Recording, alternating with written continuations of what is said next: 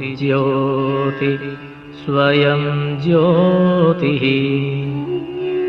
आत्मज्योतिः शिवोऽस्म्यहम्।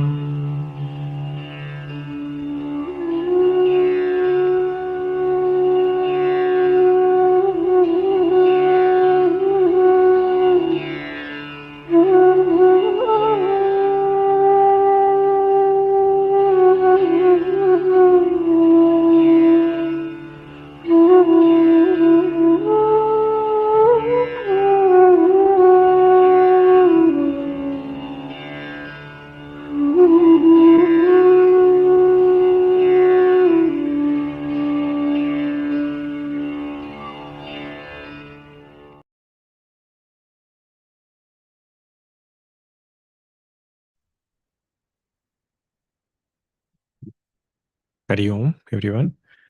Can you all hear me well? Give me a thumbs up if you're online. Okay. In person is good.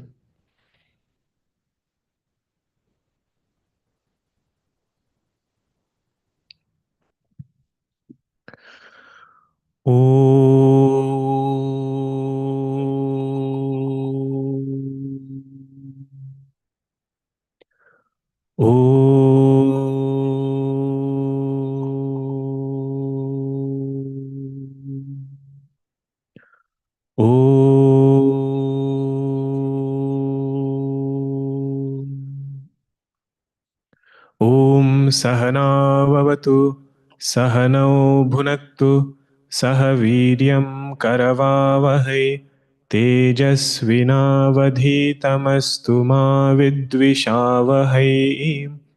ॐ शान्ति शान्ति शान्तिः। सदाशिवसमारम्भां शङ्कराचार्यमध्यमाम् अस्मदाचार्यपर्यन्तां वन्दे गुरुपरम्पराम्। रामो राजमणिः सदा विजयते रामं रमेशं भजे। रामेणाभिहता निशाचरचमु रामाय तस्मै नमः। रामान्नास्ति परायणं परतरं रामस्य दासोऽस्म्यहम्। रामे चित्तलयः सदा भवतु मे भो राम मामुद्धर। समस्तजनकल्याणे निरतं करुणामयं नमामि चिन्मयं देवं सद्गुरुं ब्रह्मविद्वरं सद्गुरुं ब्रह्मविद्वरम्। ॐ भद्रं कर्णेभिः शृणुयाम देवाः भद्रं पश्येमाक्षभिर्यजत्राः स्थिरैरङ्गैस्तुष्टुवागुंसस्तनूभिः व्यशेम देवहितं यदायुः। स्वस्ति न इन्द्रो वृद्धश्रवाः स्वस्ति नः पूषा विश्ववेदाः स्वस्ति नस्तार्क्ष्यो अरिष्टनेमिः स्वस्ति नो बृहस्पतिर्दधातु। ॐ शान्ति शान्ति शान्तिः। ॐ श्री चिन्मय सद्गुरवे नमः। ॐ श्री चिन्मय सद्गुरवे नमः। ॐ श्री चिन्मय सद्गुरवे नमः। ॐ श्री चिन्मय सद्गुरवे नमः। ॐ श्री चिन्मय सद्गुरवे नमः। ॐ श्री चिन्मय सद्गुरवे नमः। ॐ श्री चिन्मय सद्गुरवे नमः। ॐ श्री चिन्मय सद्गुरवे नमः। ॐ श्री चिन्मय सद्गुरवे नमः।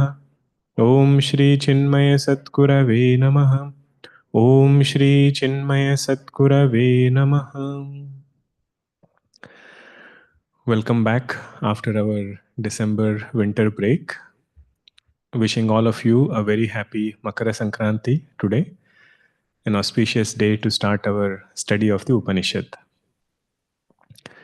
You know, when you enter a cold swimming pool, as long as you are in the water, it is all fine. Moment you step out for some time, to go back again is not easy.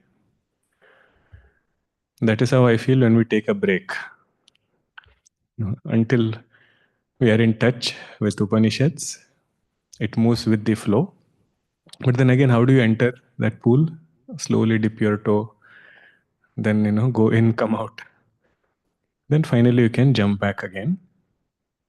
So maybe this session, part of it or the entire session, we'll try to dip our toe, sprinkle the water a little bit, which is otherwise called as recap. One beauty that Bhagwan has kept in our memory, nothing gets lost. It gets covered, but not lost. Whatever we present in front of our mind, those samskaras get triggered. If we present worldly samskaras which are there get triggered. If we present Upanishad, whatever Upanishadic samskaras we have understood, whatever points we have reflected upon, everything comes back to us. So don't fear, don't be afraid. If you are out of touch, we'll take our own sweet time to get in touch together. This is the tuning part of the instrument. We were studying Mundaka Upanishad, which is part of Atharva Veda, and the dialogue between sage Angiras and Shaunaka Maharshi. It's a relatively short Upanishad with only 64 mantras and 3 Mundaka. Mundaka literally means one with a shaven head, which is indicative of a sannyasi, who again indicates letting go of desires. Shaving the head, the symbolic meaning is each hair represents one desire. So the one who is able to move towards the truth, that is represented by this Mundanam, and this Upanishad is going to take us there. That is why it is called Mundaka Upanishad. Symbolically, we don't have to do anything. It's only why is the word Mundaka used. Then one mantra will come also, which talks about how a seeker should seek the truth.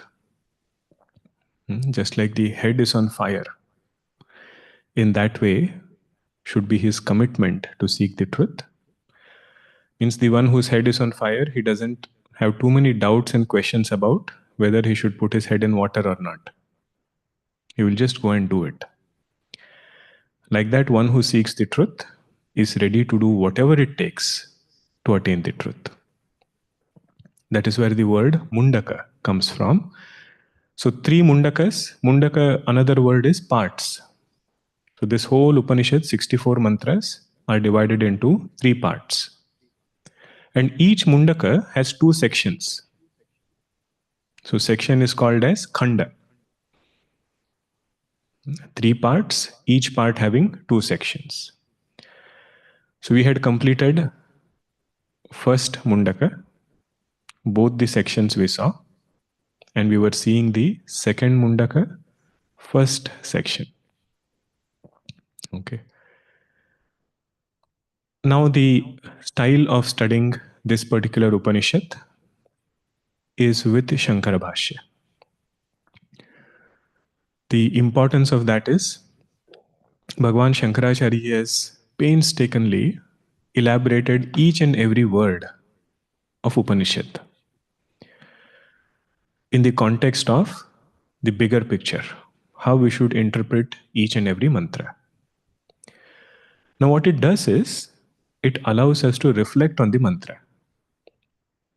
If we just read the literal meaning, it looks very simple. Sometimes it might even look repetitive. But Shankar Bhashya makes sure that we are slowing down and we are able to reflect on the mantra. The word mantra means mananat trayate iti mantraha.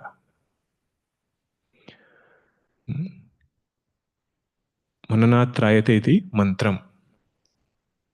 Mananat trayate, that which protects us only when we reflect upon it. Pathanam, chanting of the mantra, brings punya. Meaning is not needed. But if we chant and know the meaning, not only it brings punya, but it also protects us from sorrow. That is the beauty of mananam on the mantra. On our own, if we have to do it, we will run out of ideas. But you follow Shankar Bhashya, a lot of insights, lot of clarity comes on that mantra.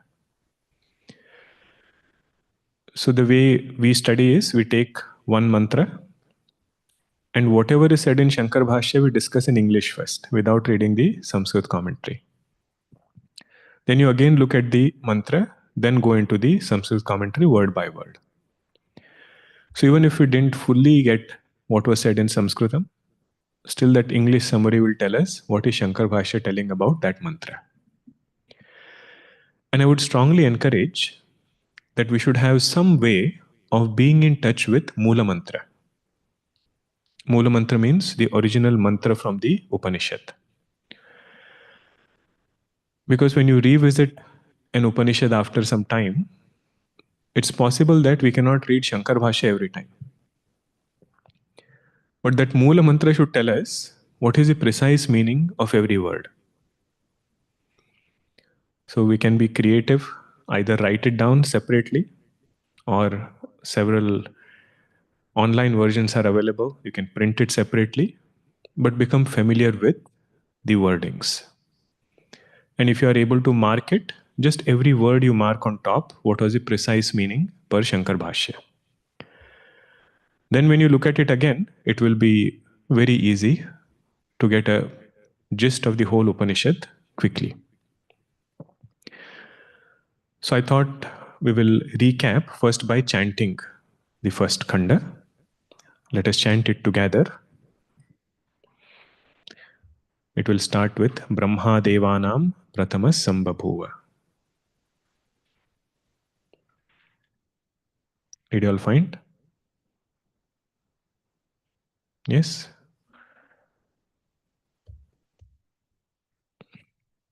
First you have to find your book.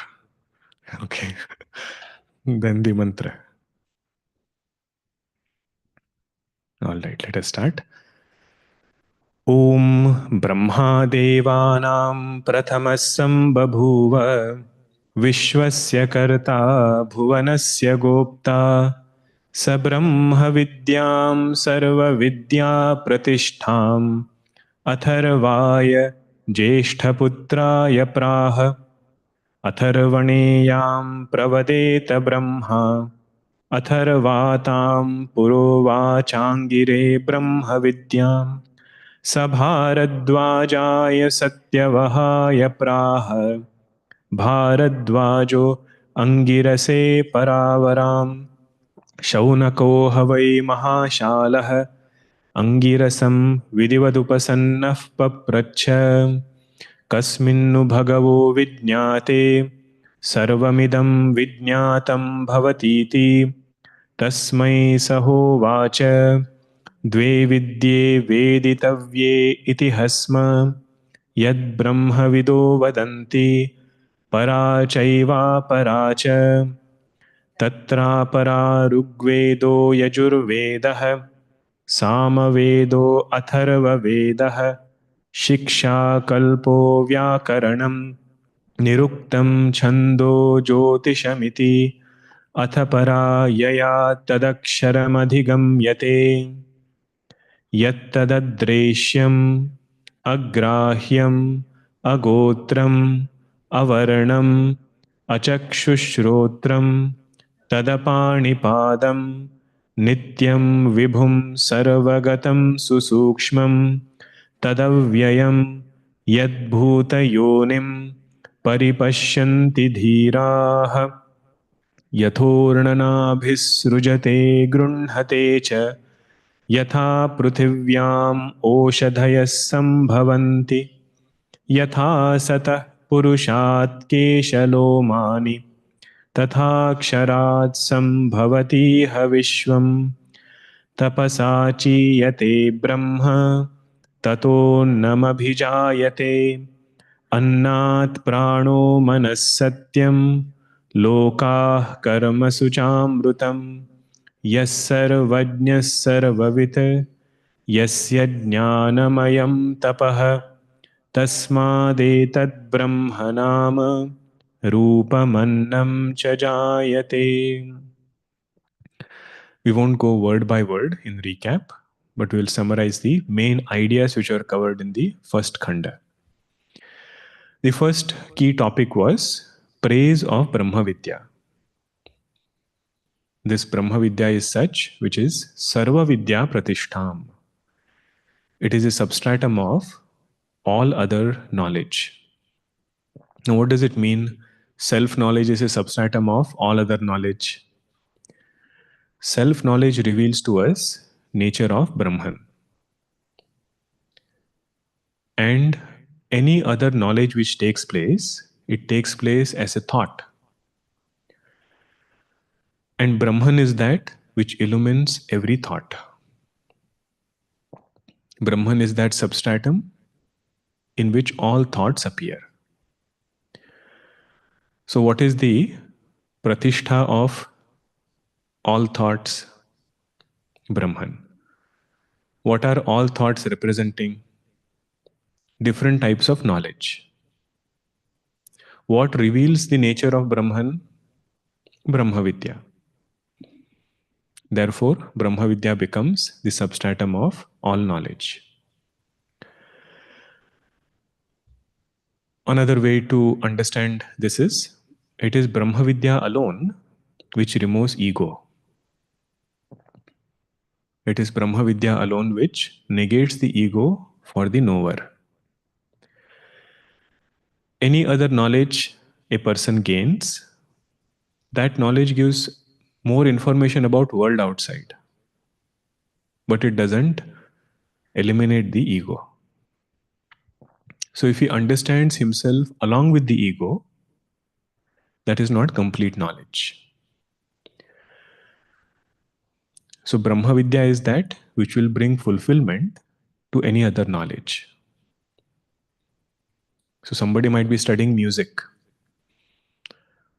and become a great musician also. But his fulfillment in music will come when he understands Brahma Vidya. Then that singing is an expression of the ecstasy of his reveling in his higher nature. In that way, Brahma Vidya is the substratum of all other knowledge. Then the second topic covered was Guru Parampara. The foremost teacher is none other than the Lord himself, who gave this teaching to Brahmaji. Then Brahmaji gave it to his son, and it continued until Angiras Rishi. Now, why is this Guru Parampara given? That this knowledge is such which has not changed over time. Recently, somebody was telling me last weekend in Balvihar, he said, I have traveled so many places, lived in so many places for the last 25 years. Prarabdha, if it is strong, it will take in that way. One place person cannot stay. And he said, in all 25 years of my journey, if there is one thing which has remained the same, he said it is spiritual knowledge. People have changed, situations have changed, my own life circumstances have changed. But what has not changed is this knowledge. Very interesting insight. Just like it has not changed over 25 years, this teaching has not changed over time immemorial. So we don't have to be concerned about the authenticity of this teaching. It has come right from Brahmaji himself. Second reason why this Guru Parampara is pointed out, it is to show the qualifications of the teacher and the student. Somebody like Brahmaji, who is responsible for creation of this universe, he also needs this knowledge. Srimad Bhagavatam, it was pointed out, Brahmaji says, if you have given me bigger role, there is a great risk of ego rising. And little bit of ego, small work that we do, we get trapped so much. And you are giving me one of the greatest tasks of doing this creation. What will happen to this ego? And Bhagwan only tells him, remember two things. The one who will get this work done is the Lord. And second is, what you are creating is unreal. Both things he says. One who has given you this task to create is me alone. Bhagwan Vishnu tells Brahmaji. And what you are creating is not absolute. It is my material. With that, an unreal projection is getting created. What pride we will have in creating an unreal thing. With this thought, Bhagwan Vishnu says, you go and do your work. The one who is really accomplishing it is me. One part of your mind should hold on to this. Second part of the mind should hold on to unreality of creation. So somebody like Brahmaji also needs this knowledge. What to talk about sadhakas like us. In our own day-to-day life, this knowledge is something which will save us. So that is the reason of Guru Parampara, why it is pointed out. Now, the third mantra was a very important mantra. So in this entire khanda, there are two mantras which are very important. So this is one of them. Shaunako havai mahashalaha. Third mantra you see. The student whose name is Shaunaka, he was a mahashala. Mahashala means what? He had lot of schools. Means a very well-to-do person, which is indicative of a life well lived. He has not escaped duties and responsibilities in this world, but he has done them diligently. And while he was doing it, he was attending satsang. He heard many things which full clarity he didn't get at that time. Now a time has come where he is seeking answers to few things which he has heard before. So he asks one question, which is, what is that knowing which everything becomes known? Kasminnu bhagavo vijñāte sarvamidam vijñātam bhavati iti. Means when we ask a question, it could be at several levels based on what we are facing in life. It could be a vyavaharik question, what I should do, what I should not do, how I should face particular situation. Now the exalted question in that list is this question. What is the nature of truth? I have heard that there is something called as Akshara, some truth is there, knowing which everything becomes known. This is very unusual. Any other entity of this world, if you know it, only that thing becomes known. If I know about planets, I will not know about music. If I know cooking, I will not know about exercising, how to do my regular routine yoga. That is separate. So anything you take in this world, if you know that thing, only that thing becomes known. What Shaunaka Maharshi says, I have heard that there is something in this creation, or it is beyond the creation, knowing which everything becomes known. What does this imply? This entire universe is effects. And there are immediate causes of every effect. Is there some absolute cause for this entire universe? Once I know that absolute cause, every effect will become known to me. What are some common examples? If we know the clay, all pots, pans, and jars become known to us. Name and form we might not know, something new might come. But there is nothing there other than clay. You know, when you make some oats or something, When the water is boiling, you see the bubbles there. There is one big bubble, there is one small bubble. You just take one spoonful of bubbles. What do we get? Only water. It's a very meditative moment when you make oats. You just take that spoon and see it there. You say, I thought there were so many things here, but what is there is only water. This is how this universe is. We see a bird, we see mountains, we see rivers. So many things are there. What is the immediate cause of bird? Where did bird come from? The egg. Where did the river come from? Mountain. And to explain this, we have different sciences. Physical human body also. So many different things are there to explain why such thing happens. But if we inquire deeper, we will find there is one cause, one substratum from which all these things are emerging. Shaunaka Maharshi says, I have heard such a thing is there. Now explain it to me in detail. I am not interested in effects. Neither am I interested in immediate cause. I want to know the absolute cause. What is sadhana for all of us here?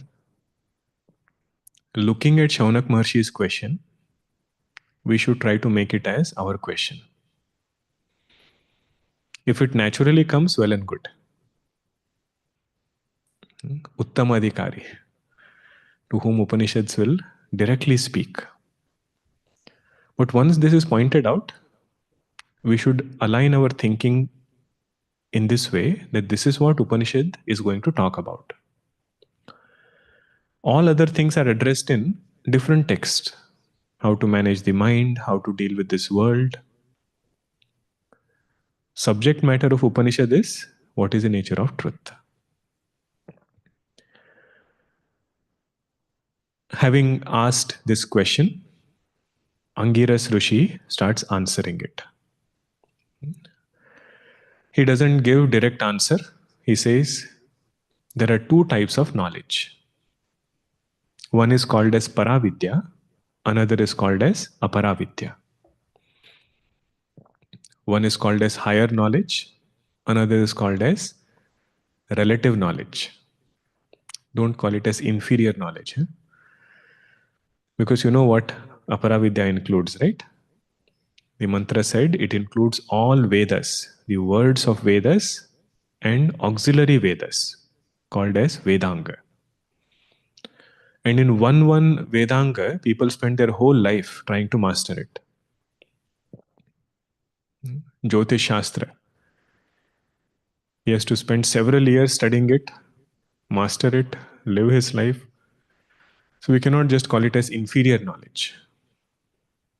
Better word is relative knowledge. It tells us about something in this world. That is called as Apara Vidya.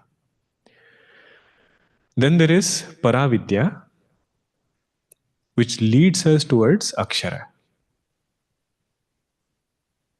Yaya Tat Aksharam Adhigamyate. Which mantra was this? Fifth mantra. What is Para Vidya? It is that which leads us to Akshara. If we get stuck only at words, which Vidya will it be? Apara Vidya. It means if I know to chant Mundaka Upanishad, which Vidya is it? Only chanting is Apara Vidya. If the word helps me shift attention to the truth, that knowledge which that word has created is Para Vidya. Repetition is helpful, but true result is when knowledge takes place. Simple example is lost necklace. If a necklace has gone behind and this person is searching everywhere, the statement that necklace is not lost, it is helpful. But unless this person finds it and is able to be convinced that it is not lost, it is right here, that statement, necklace is not lost, is not very helpful. Because this is, who knows, maybe it is lost. You might still keep searching. So repeating I am Brahman is one thing, which is chanting a mantra. But getting clarity about how I am Brahman and shifting attention to Brahman, that is called as Paravidya. This point we have to keep reflecting, because our goal is not to study quantity. How many Upanishads we have studied, how much with Shankar Bhashya we have studied. All of that is so that we can shift attention to the truth. And if we are sincere, mind is pure, Bhagwan's grace is there, even one mantra is sufficient.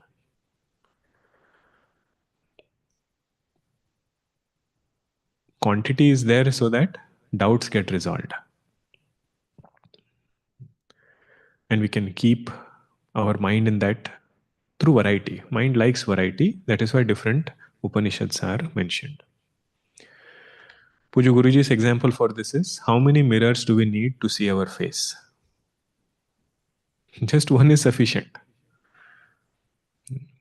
But if you want to see different angles, then you would need different mirrors. Shaving mirror has different thing. Other mirror has something else. Variety is fine. But main thing is, have I seen my face or not?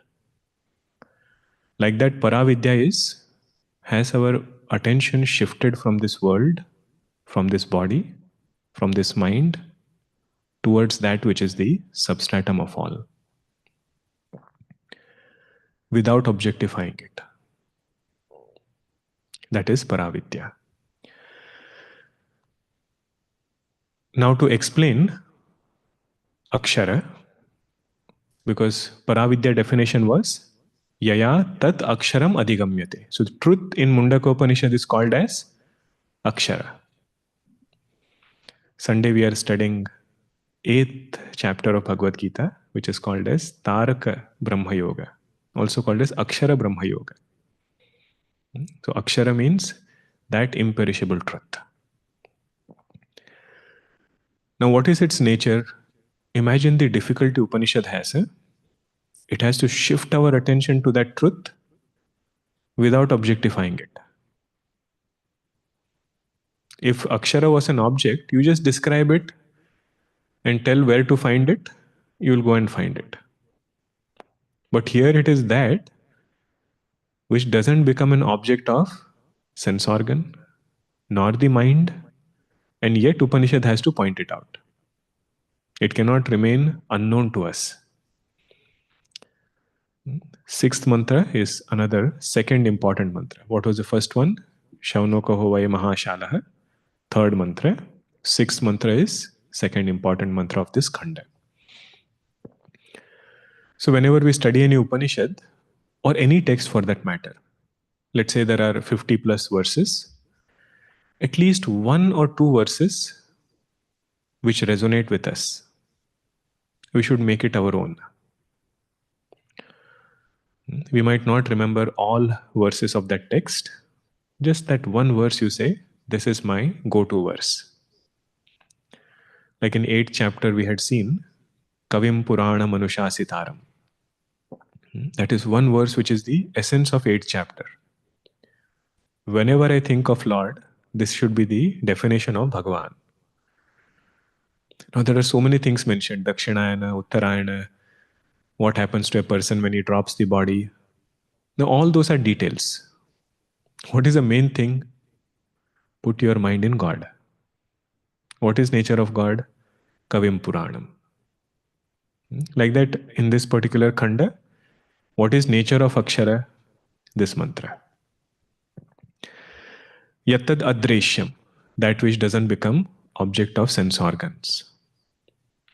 Agrahyam, doesn't become object of organ of action. Adreshyam jnanendriya doesn't become. Agrahyam, you cannot go and grasp it. Means object of, doesn't become an object of karmendriya, organ of action.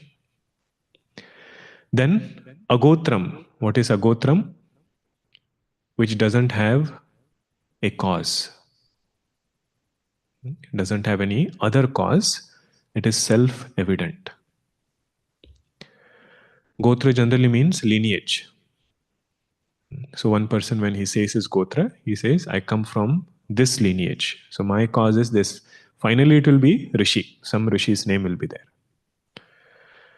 So here agotram refers to that which doesn't have any other karana. Avarnam, that which doesn't have any attributes. Achakshu shrotram, doesn't have jnanendriyas. Jnanendriyas, organ of perception, is not there in truth. Adreshyam was, it doesn't become an object of jnanendriya. And achakshu shrotram means it doesn't have jnanendriya. Tadapani padam, doesn't have organs of action, no hands and legs. Now, how should we be thinking about this mantra? First, appreciating that Akshara is of this nature. Wherever we see contrary attributes, we should be clear this is not the truth. If anything becomes object of perception, is it Akshara or different from Akshara? We say it is different from Akshara. It is not Akshara in its purest form. Then, next step in our understanding is, Upanishad is telling, I am Akshara. So letting go of these conditionings in my conviction of I. When I say I, that should not include this body. It should not include sense organ. It should not include mind. That is the meditation on this. Vedantic meditation will be, I am Akshara. Devotional meditation will be, Bhagwan is Akshara. Separate from me, but mind trying to think about these attributes. Then comes the second line, Nityam Vibhum, one who is eternal. Akshara is that which is eternal. And Vibhum, what was the meaning of Vibhum? That which appears as all. Everything that I am seeing in this creation is nothing but Akshara. It is the origin of creation. So every single thing has emerged from that same Akshara. But the beauty is, it is not that Akshara is somewhere and effect is somewhere else. Akshara alone is appearing as the effects. That is another thing. Nityam Vibhum Sarvagatam, it is all pervading, and it is Avyayam, doesn't undergo modification. Susukshmam is also there. It is very subtle. Very subtle. Yad Bhuta Yonim, which is the origin of this entire creation, Bhuta Yoni, that is this Akshara. Paripashyanti Dhiraha. Those who are able to shift attention to this truth are Dhiraha. That is the beauty of this. Then some examples were given to explain how Akshara is Bhuta Yoni. Because student might have this question, how can the material cause and sentient cause be the same? Because we always find, for example, if you are creating a pot, material cause is clay and sentient cause is potter. Potter is different from material cause, which is the clay. Potter is the sentient cause. So like that, when you say Akshara, he says, I'm okay in understanding that Akshara is sentient cause because it is consciousness. But this material world that I see, at least say that Material cause is different. Why do you say material cause is also Akshara? Then one example was given, like in the case of spider. The material cause of the web is spider. Sentient cause which brings about the web is also spider. Like that, Akshara is the material cause and sentient cause. What is the practical application of this? That this creation is run by an intelligent cause. Nothing is out of place. God's intelligence is much greater than my limited intellect. If he is doing something, he knows why he is doing it. And if I want to find God, I don't have to go somewhere. God alone is appearing as his creation because he is Upadana Karanam. But within that creation, there might be vibhutis. Because God is there in a temple also, he is there in a gambling place also. But we cannot worship him in gambling place. Because his vibhuti is experienced only in temple. So that is why in 10th chapter, 7th chapter, when vibhutis are mentioned, most of the vibhutis are sattvic expressions. So we can meditate upon them. Second example was given that from one cause, different effects can come. Because another question might come, Akshara is one, but your effects are many. In the case of spider also you had this, one spider, one web. But not in the case of Akshara. There is one Akshara, so many effects are there. So second example was given, just like plants emerge from earth. There is one earth, but different types of plants. One is spicy, one is sour, one is sweet. In the same way, different effects can emerge from one Akshara. Then the student might have another question. Akshara is sentient, but this world is inert. How come an inert world has emerged from sentient Akshara? So the example of hair was given, hair and nail. Just like from a sentient person, inert hair is born, it is growing. Like that from sentient Akshara, or Akshara which is of the nature of sentiency, this inert world has emerged. So with that, the first kanda of first Mundaka was completed. Few more mantras were there, but that was the main gist of it. What is the nature of Akshara? Second Mundaka started off by talking about the importance of karma. In the relative world, that which will certainly give result is karma. That's why the first mantra said, Tadetat Satyam. That which is said in Vedas is true. Why is it true? Because it will certainly bring results. Many a times we want certain result, but when we think about it, are we doing that karma which will bring that result? Very often we find we are not doing that karma. And this mantra says, never have this doubt. Don't worry too much about the result. If we are able to take care of karma well, result is taken care of it on its own. To make sure that result comes is responsibility of Bhagavan.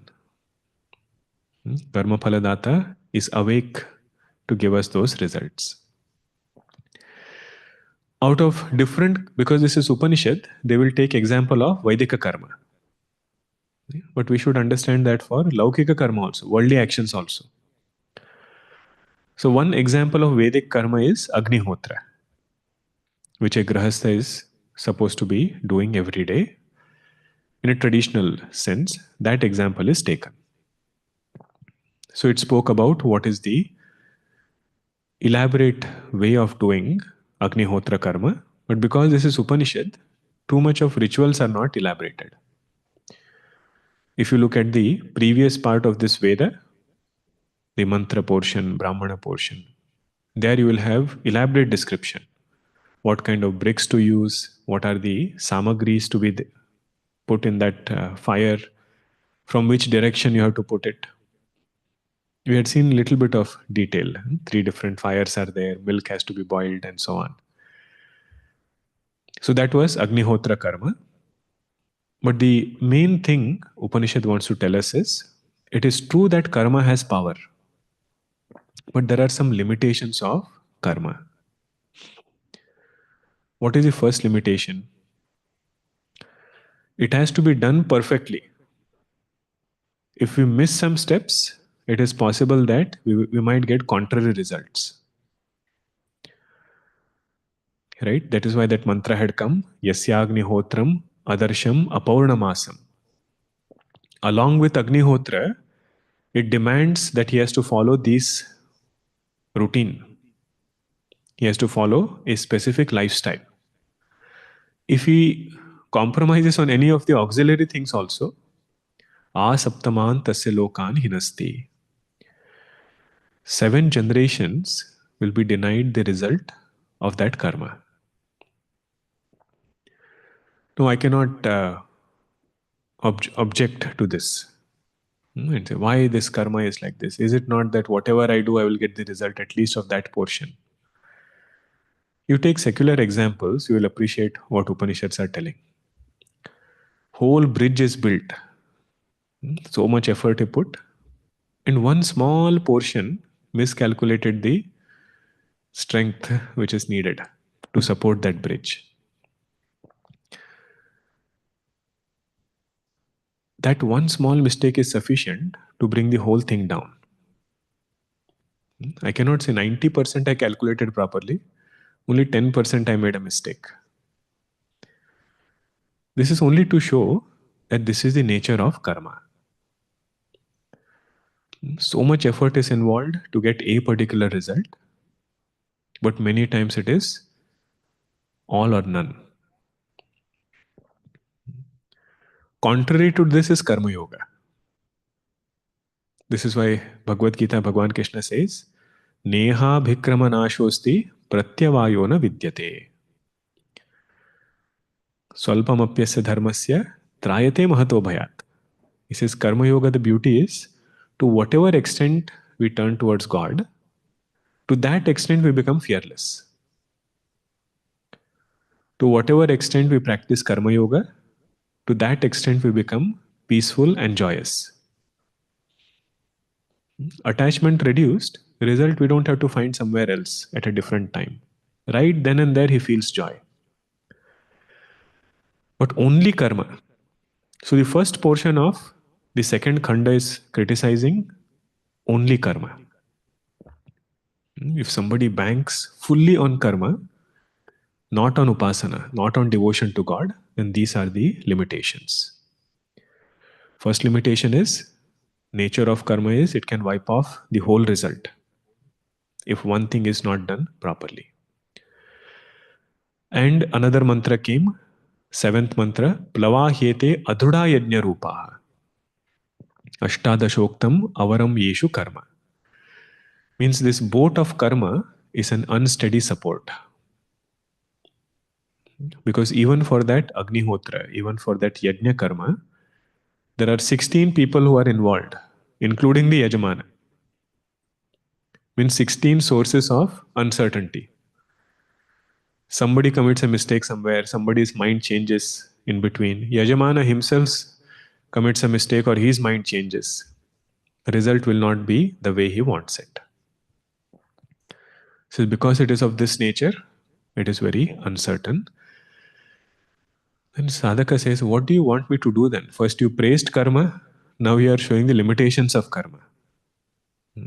Then came the 11th mantra, which said, along with karma, do upasana. Turn the mind towards Bhagavan. Those people who have retired to the forest, Vanaprasthi, their main focus should be on Upasana, thinking about God along with conditioning and doing the karmas, doing the duties. So, in all Upanishads, you will find karma is criticized. But we have to understand karma minus Upasana is criticized. So, for a sadhaka to evolve, his first stage is to come from dushkarma to satkarma. Erroneous actions, erroneous ways of living to dharmic way of living. Next stage is coming from satkarma to bhakti yukta karma. Upasana plus karma. Then comes the third step, which is to understand I am not karta. I am not the doer. I am that pure consciousness which pervades this entire creation. So this particular mantra spoke about Upasana. So we saw the meaning of Hiranyagarbha also. And 7th chapter, when we had covered that, we had seen what is Upasana. That you take a support and meditate upon that support as Bhagavan. And this is fully up to us. Which support we want to take. Only thing Shastra tells us is it should be mentioned in scriptures. Endorsed by scriptures, don't take your own support. How should I meditate upon God? Should I meditate upon Him as one with form, without form? Or that consciousness which pervades His whole universe? Upanishad says, what is your understanding of God? According to that only you can meditate. But how should I meditate upon Him? Hold on to that support. And look upon that support as God. So one example of support is sun. So sun, if you just look at it, gaseous ball of fire. But how to do upasana on it? Meditating upon sun as God. Just like the sun ray pervades the sun, God pervades this universe. Prabhasmi Shashi Surya Yoho. I am the effulgence in the sun. So looking at sun, meditating upon God. So I'm not resonating with this consciousness pervading whole universe and all. Then what is the Bhagwan that you connect with? I connect with Bhagwan who is seated in meditation. Bhagwan Shiva who is seated in meditation. Then you meditate upon that sun as that form.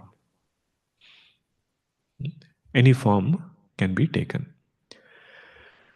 Main thing is mind should stay there for an extended period of time. To whatever extent we can. And if you want more insights on this, read Upadesha Sara. 3 steps of sadhana are mentioned there. Pujanam, Japa, Chintanam. How should our day be? Some time we should spend in puja. Some time we should spend in Japa. And we should spend some time in Chintanam. So Chintanam first was explained with Saguna Dhyanam. Ramana Maharshi ji said, like a ghee is flowing down. Ajyadharaya srotasasamam. Sarala Chintanam viralataf param. How effortlessly that ghee flows without any interruptions. Like that our mind should turn towards the Lord. And better than thinking about Bhagwan as different from us, more purifying is to think I am one with God. Bheda bhavanat sohamityasau. Bhavana bida pavani mata. Abhida bhavana is pavani. Thinking about oneness with God means only God is there. Because of my ignorance, I feel my body is different, Bhagwan is somewhere else. My mind is different, Bhagwan's mind is somewhere else. Really speaking, If Virata Purusha is this whole universe, why separate this tiny body from creation? If Hiranyagarbha includes total mind, why separate this individual mind from total mind? So, what will be Abhidha Bhavana here? To understand that God alone is. I am nobody in front of the Lord. So, that part was mentioned here. Then came a very important mantra. So, if you want to say what are the two important mantras in second khanda, that is 11th and 12th mantra. 11th mantra was tapashraddhe ye hi upavasanti aranye, and 12th mantra is pariksha lokan. Examine the world and get vairagya. Main thing for vairagya is impermanence. Worldly joys cannot remove worldly sorrow. Bandhakaratvam, atruptikaratvam, and anityatvam. It puts us in more and more bondage, leaves us incomplete. There is no lasting joy, and it is impermanent.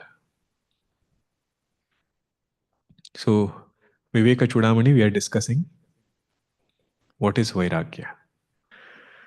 We said getting vairagya is different. First, we need to know what is vairagya, how does it look, how does it come. So, how does it come? One of the main reason is examining.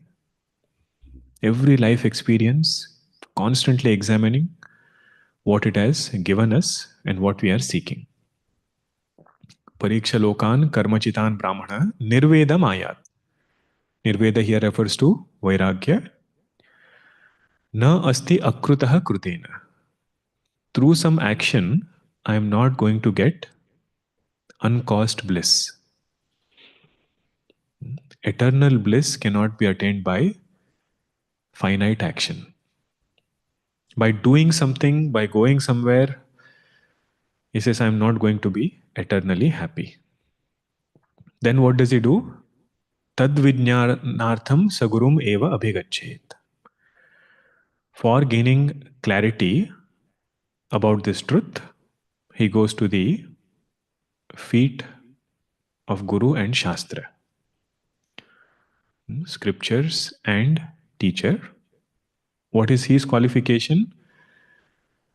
Shrotriyam Brahmanishtam, one who has studied in tradition and one who is abiding in the truth. What is this mantra referring to? The meeting between Shaunaka Maharshi and Angiras. It started with that, the question that Shaunaka Maharshi asks Angiras Rishi, but what all things have happened before? All of that was mentioned until this mantra. He has done karma. From karma, he has come to Upasana, devotion. From that, he has examined the world. Mahashalaha he was, but he has done parikshanam. That this alone is not going to give me eternal joy. Now he comes and says, Kasminno bhagavo vijñate sarvamidam vijñatam bhavati. And who is Angiras Rishi? Shrotriyam Brahmanishtam. That's why the Guru Parampara was mentioned. Shrotriyam means he has heard from the tradition. Okay. I hope this was helpful to go back and now we know we have not forgotten it. Right? It's all there. What we need is constant revision. So I would encourage all of you, please have access to Mula Mantra and find your own way to write down the meaning of keywords. So when you read the mantra, it should bring back to our understanding what was Shankar Bhashya telling about this mantra, this particular word. Okay. Next session, we'll quickly recap the second Mundaka, first Kanda, and then continue with the seventh mantra or eighth mantra. We had stopped at seventh, we'll continue with eighth. Om Purnamada Purnamidam Purnat Purnamudachyate Purnasya Purnamadaya Purnamevavashishyate.